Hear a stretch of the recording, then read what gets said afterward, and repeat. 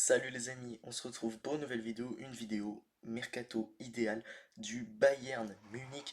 Et ça va être un mercato super intéressant parce que le nouveau projet qui a été amorcé par le board du Bayern Munich, mais également par Vincent Kompany, que vous voyez ici du coup sur ce petit visuel, voilà, je vous le mets un peu mieux, et bah je le trouve super intéressant. On est sur une équipe qui joue en pressing constant, un pressing très haut avec de la possession, des concepts de jeu qui ressemblent beaucoup à ceux de Guardiola qui étaient déjà passés en Allemagne, et je trouve que voilà, le Company Ball c'est très intéressant et j'ai envie de le voir la saison prochaine. Et donc on va continuer avec cette équipe, on va continuer à construire ce projet Vincent Company en conservant ce 4-2-3-1 que je trouve assez fonctionnel, qui a plutôt bien fonctionné sur la saison, tout en renforçant les endroits où il y a des gros problèmes. J'ai ciblé plusieurs profils, l'ailier gauche évidemment. J'ai ciblé également un milieu de terrain potentiel remplaçant à Kimmich sur les prochaines années. J'ai également ciblé un latéral droit et un défenseur central. Voilà, pour vous donner un petit peu les petites informations. Mais juste avant ça, je vous invite à vous abonner à la chaîne, c'est super important pour me soutenir. Donc voilà, les amis, on va commencer directement avec le poste de gardien. Alors dans les cages, nous avons Jonas Orbig, Manuel Neuer, Daniel Perret et Sven Ulrich. Alors Sven Ulrich, il se fait vieux, je pense qu'on peut le laisser partir. Je ne sais pas s'il est en fin de contrat ou pas. Je crois que oui, et on peut le laisser partir. Manuel Neuer, je le vois bien faire une dernière saison, et moi j'aimerais bien donner sa chance un peu plus à Jonas Urbig la saison prochaine. On sait que Manuel Neuer c'est un gardien qui est très souvent blessé. Jonas Urbik, je l'ai trouvé plutôt intéressant sur les quelques matchs qu'il a fait. Moi j'ai envie de lui donner de la continuité. Maintenant si ça ne nous plaît pas, qu'on a envie d'aller chercher un autre gardien, on le fera la saison prochaine. Moi personnellement je garde Manuel Neuer en titulaire. Donc je vais vous le mettre sur le visuel. Et je garde également Urbig. Et je garde également le petit Peretz qui est sur le banc, qui est un gardien de 24 ans et qui peut pour moi être parfaitement un troisième gardien. Par contre, si la saison prochaine tu as envie d'aller chercher un nouveau gardien, eh ben, tu prendras un joueur plus jeune et tu pourrais peut-être faire partir Peretz ou laisser partir également Manuel Neuer en fin de contrat. Pour ce qui est de la défense, nous avons Dayo Upamecano, Kim Min-jae, Hiroki Ito, Eric Dyer et Tarek Boukman pour ce poste de défenseur central. Et c'est simple, là-dedans je garde Dayo Upamecano, Hiroki Ito, Eric Dyer et Tarek Boukman. Je vends Kim Min-jae et moi j'ai envie de conserver Eric Dyer parce que je sais que ce ne sera pas le choix de tout le monde, mais moi je le trouve très intéressant, Eric Dyer. Alors, c'est pas le défenseur de l'année, mais pour moi il est très bon dans un effectif. Alors, excusez-moi, il n'y a pas d'accent ou pas mécano. Il est très bon dans cet effectif, donc je le compte comme remplaçant. Pour moi, c'est un joueur très bien sur le banc. Je garde également Hiroki Ito, que je trouve personnellement particulièrement bon sur les quelques matchs qu'il a joué, même s'il y a eu beaucoup de blessures, et ça c'est quand même vachement dommage.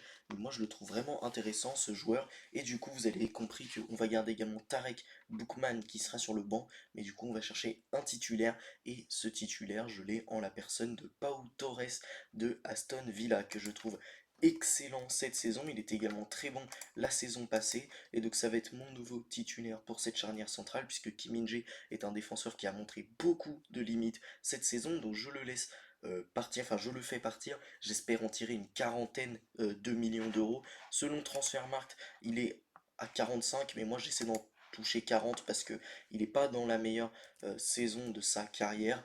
Très loin de là, il était bien meilleur à Naples, et depuis qu'il est au Bayern, je trouve qu'il a des grosses lacunes. Et Torres, en plus de ça, est un joueur qui est très bon à la relance. Et pour un coach qui a besoin, enfin qui aime jouer justement avec un système qui utilise beaucoup la possession de balle, et bah forcément avoir des défenseurs excellents à la relance, c'est très utile. Et donc Pau Torres est très bon dans ce domaine. C'est également un joueur qui a une grande qualité technique, qui défensivement est très bon. Je le trouve également très propre. Donc voilà, un vrai défenseur à l'espagnol qui, je pense, pourrait beaucoup plaire à notre ami Vincent Compagnie. Pour le poste d'arrière gauche, bah c'est simple, je ne touche rien. Je compte sur le retour de Davies, j'espère qu'il va revenir en forme.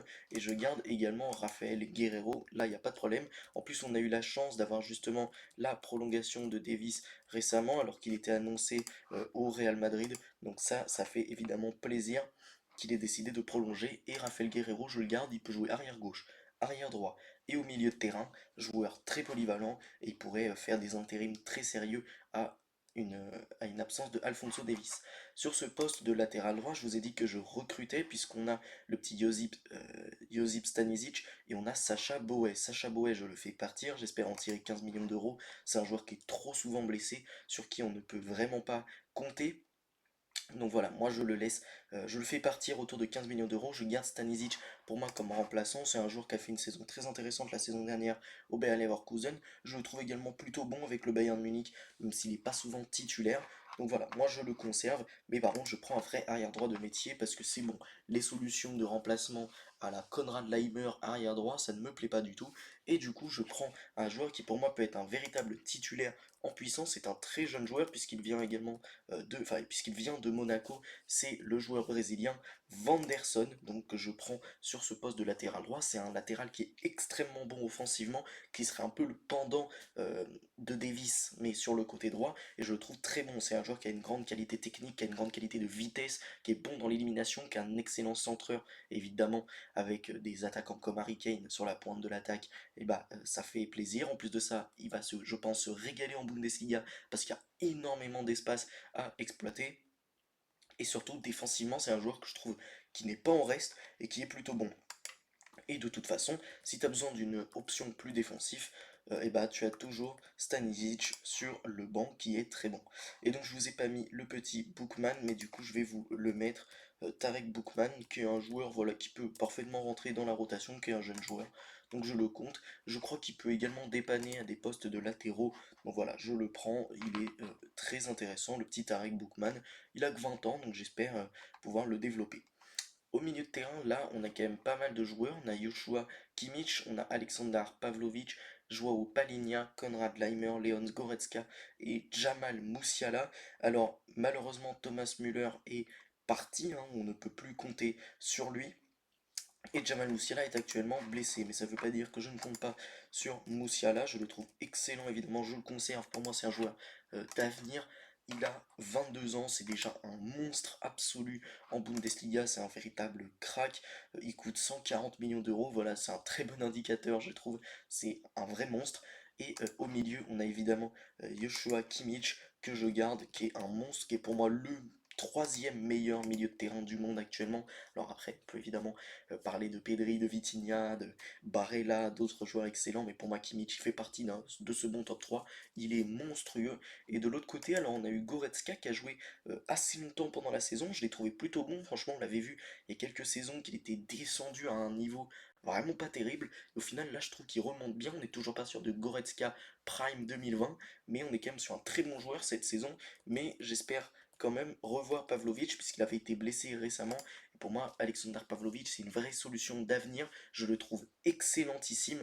Et franchement, moi j'adore ce joueur, je trouve que défensivement il est très intéressant, offensivement il est capable d'apporter par des passes, mais également surtout par le fait de porter le ballon, plus que Kimmich. Kimmich c'est vraiment un joueur qui est là par la passe, à la construction. Pavlovic c'est un joueur un peu plus destructeur, mais également qui peut porter un peu plus le ballon, et j'aime beaucoup ce profil, et je garde évidemment Goretzka dans la rotation.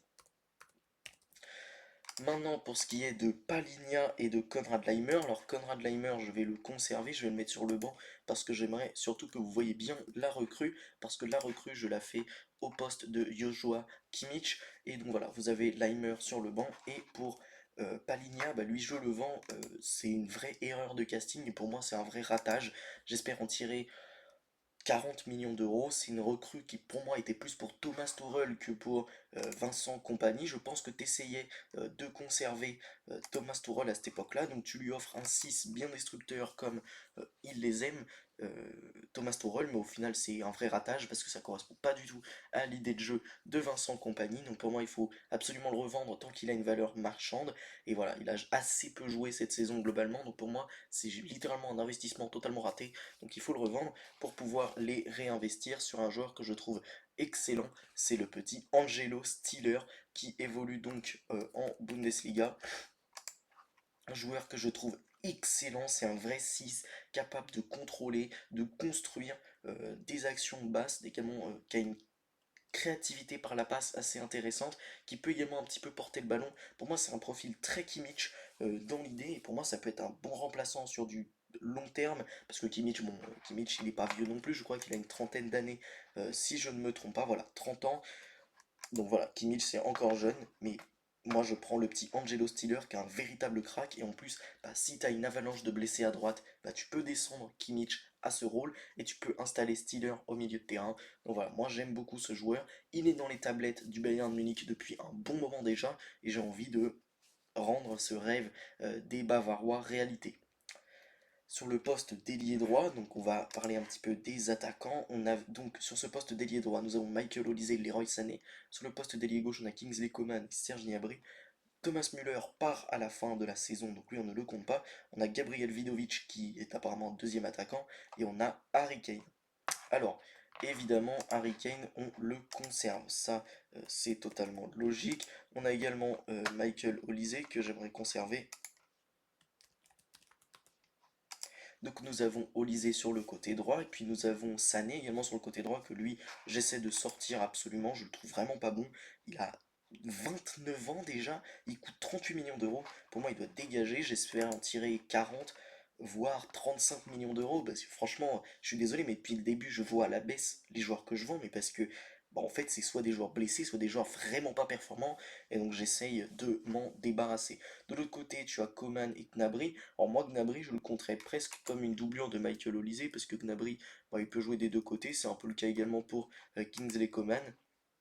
Donc voilà, je les conserve tous les deux, mais pour moi, à ce poste, il me faut une recrue, un joueur fiable qui est excellent également cette saison, et je prends Luis Diaz.